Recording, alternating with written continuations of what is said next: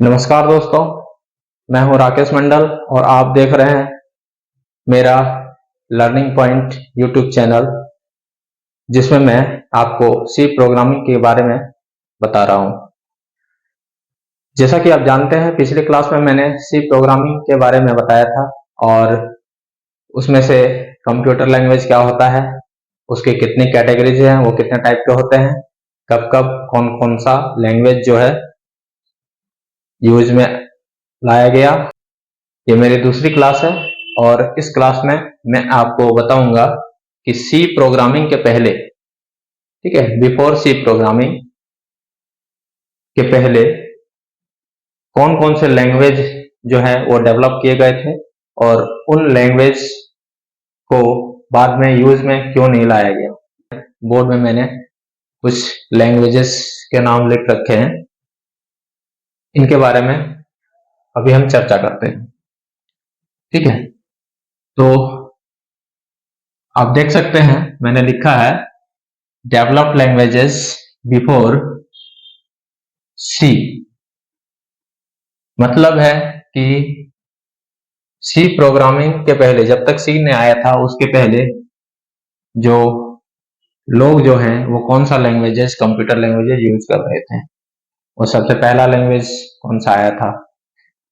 तो early 1960s में और 70s में, ठीक है, 1960 और 1970 के पहले जो लैंग्वेज आया था उनमें से सबसे पहला लैंग्वेज है एल्गोल 60। ये लैंग्वेज जो एल्गोल 60 है, ये 60-70 दशक के बीच में आया था और ये लैंग्वेज ज्यादा पॉपुलर नहीं हो सका क्योंकि इसमें कुछ खामियां रही होंगी। ये यूजर फ्रेंडली नहीं था। यूजर फ्रेंडली सबसे बड़ी चीज होती है। इसका मतलब है कि लोग इसको इस्तेमाल नहीं कर पा रहे थे, इसलिए ये पॉपुलर नहीं हो सका। और ये लैंग्वेज जो है बाद में, ये लैंग्वेज जो है यूं कह सकते हैं कि ये फेल हो गया, है ना। ये लैंग्वेज उसके बाद यूज में नहीं लाया गया, एल्गोल 60।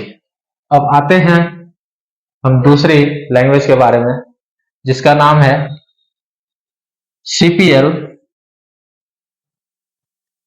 प्रोग्रामिंग लैंग्वेज, और इसका फुल फॉर्म होता है कंबाइंड प्रोग्रामिंग लैंग्वेज, सीपीएल। ये लैंग्वेज जो है बहुत ही ज्यादा कॉम्प्लेक्स था, ठीक है, ये बहुत ही कॉम्प्लेक्स था और इसकी कॉम्प्लेक्सिटी के कारण ये लैंग्वेज ज्यादातर यूज में नहीं लाया जा सका। लोग इसको समझ नहीं पाए होंगे, शायद उस समय वैज्ञानिकों ने यूज किया होगा लेकिन लोग नहीं समझ पाए, तो इस लैंग्वेज को भी हम फेल्ड लैंग्वेज मान सकते हैं। ठीक है, ये लैंग्वेज भी उतना पॉपुलर नहीं हुआ, लोगों के बीच में फेमस नहीं हुआ और ये ज्यादा कॉम्प्लेक्स होने के कारण फेल हो गया। इसके बाद फिर वैज्ञानिकों ने, कंप्यूटर साइंटिस्टों ने एक नया लैंग्वेज बनाया, उसका नाम था बीसीपीएल। बीसीपीएल भी stand for basic combined programming language, BCPL. ये लैंग्वेज जो था उतना पावरफुल नहीं था, ठीक है, ये लैंग्वेज ज्यादा पावरफुल नहीं होने के कारण, पावरफुल कहने का मतलब है कि यूजर फ्रेंडली नहीं था, इसमें लोग काम नहीं कर पा रहे थे, वैज्ञानिकों की समझ में आया नहीं आया कह नहीं सकते। तो ये लैंग्वेज भी उस समय ज्यादातर यूज नहीं होने के कारण, यूजर फ्रेंडली नहीं होने के कारण ये लैंग्वेज भी फेल हो गया। ठीक है, ये लैंग्वेज भी ज्यादा दिन तक नहीं टिक पाया और इसका मार्केट भी खत्म हो गया। इसके थ्रू जो है कंप्यूटर प्रोग्रामिंग में आगे नहीं बढ़ पाए वैज्ञानिक, और इस लैंग्वेज को भी यूज करना छोड़ दिया, जब तक कि एक दूसरा लैंग्वेज नहीं आ गया। इन तीनों लैंग्वेज के बाद जो चौथा लैंग्वेज आया, उस लैंग्वेज का नाम था बी। ठीक है, इसको लैंग्वेज बी बोलते हैं।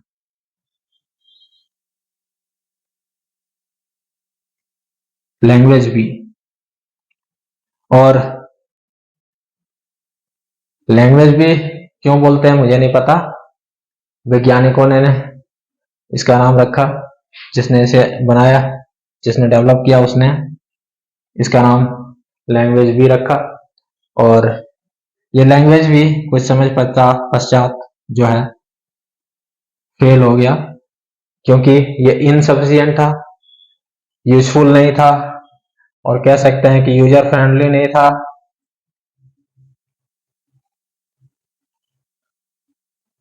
यूजफुल नहीं था, यूजर फ्रेंडली नहीं था, और जिसकी वजह से हो सकता है कि कंप्यूटर में ज्यादा यूज नहीं ला पाया। उस वजह से ये लैंग्वेज भी क्या है, फेल हो गया।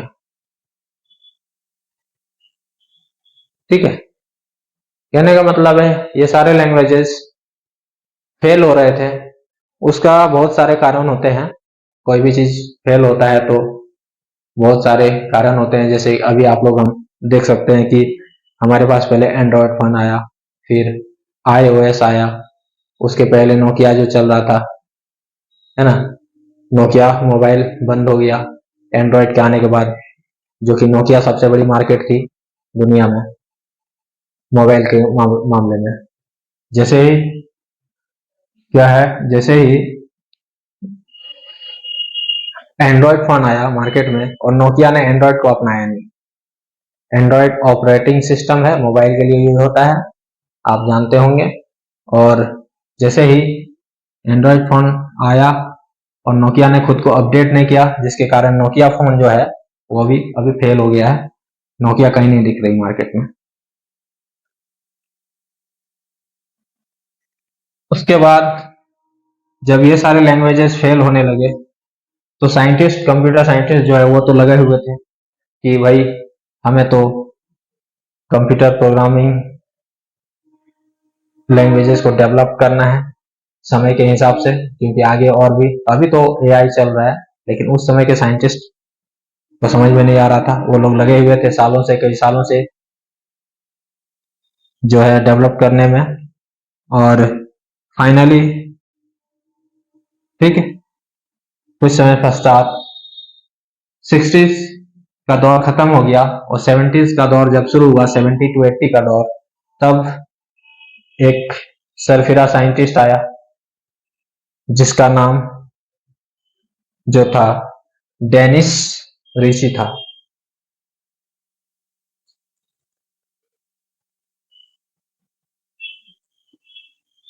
डेनिस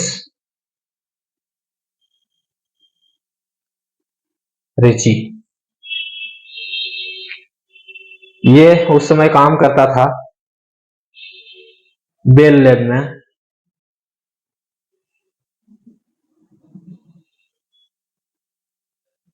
बेल लैब में, ठीक है, और ये लैब कहां था, यूएसए, यूएसए में। ये बात है 1972 की। 1972 में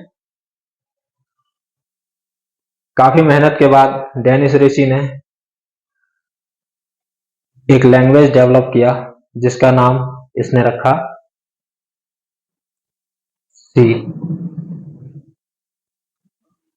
सी नाम रखने के क्या कारण है, ये तो वही बता सकता है, लेकिन लोग जैसे बोलते हैं कि सी जो है इन्वेंट किया गया था लैंग्वेज बी के बाद, इसको डेवलप किया गया लैंग्वेज बी के बाद, जिसके कारण से उसने जो है इसका नाम आफ्टर बी के डेवलपमेंट के बाद सी का डेवलप किया गया था, उस वजह से इसका नाम रख दिया सी। डेनिस ड्रेसी ने इसका नाम रख दिया सी। ठीक है, अब सी जो बना दिया इसने, सी प्रोग्रामिंग जैसे ही इसने बनाया तो ये क्या था, बहुत ही आसान था, वेरी इजी था, जनरल पर्पस के लिए बनाया गया, आम आदमी, ठीक है, आम लोग इसको इस्तेमाल कर सकते थे। ये बहुत ही कॉम्पैक्ट था, इजी टू यूज था। उसके बाद कोहेरेंट था। कोहेरेंट मतलब कह सकते हैं कि ये मल्टी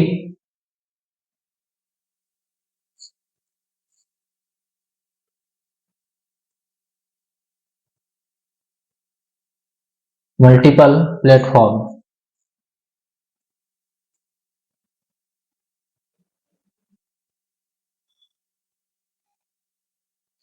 मल्टीपल प्लेटफॉर्म में इसको हम चला सकते थे।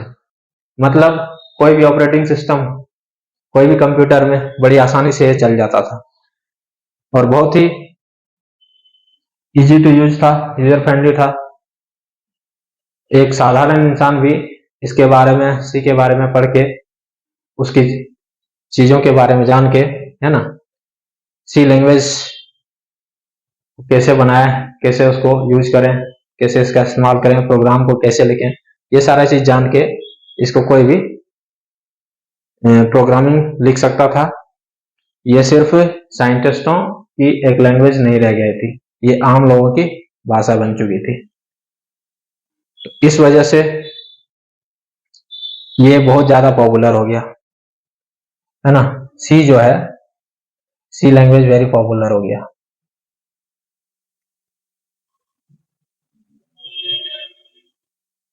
Very popular,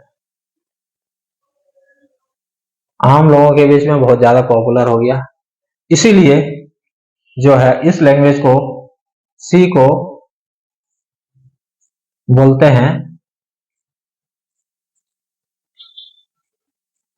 mother of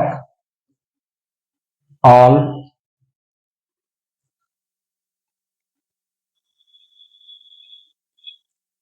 languages. सी जो है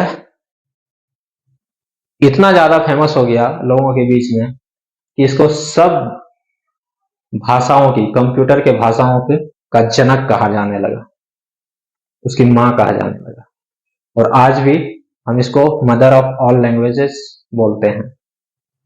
अब सी के बारे में नेक्स्ट क्लास में पढ़ेंगे और इसका डिटेल एक्सप्लेनेशन हम करेंगे कि सी क्या है, इसका यूज कहां पे किया जाता है, इसका एडवांटेज क्या है, डिसएडवांटेज क्या है, और सी के अलावे जो दूसरी लैंग्वेजेस है उसमें क्या कंपैरिजन है, ये कितना आसान है दूसरों की अपेक्षा में। और हम जो है नेक्स्ट क्लास में यह सारा चीज पढ़ेंगे। तब तक जो है आप इस वीडियो को देखिए और अगर समझ में आता है तो हमारे चैनल को जो है सब्सक्राइब कीजिए। चैनल का नाम आप देख सकते हैं, लर्निंग पॉइंट है, और इसको आप सब्सक्राइब कर सकते हैं, यूट्यूब में सर्च कर सकते हैं @learningpoint VDS के नाम से। आज का टॉपिक हम यहीं पे, आज का चर्चा यहीं पे समाप्त करते हैं, और तब तक के लिए आप जो है मस्त रहिए, स्वस्थ रहिए, जो सबसे बड़ी बात है, और हमेशा मुस्कुराते रहिए। आप सबका बहुत बहुत धन्यवाद। वंदे मातरम, जय हिंद।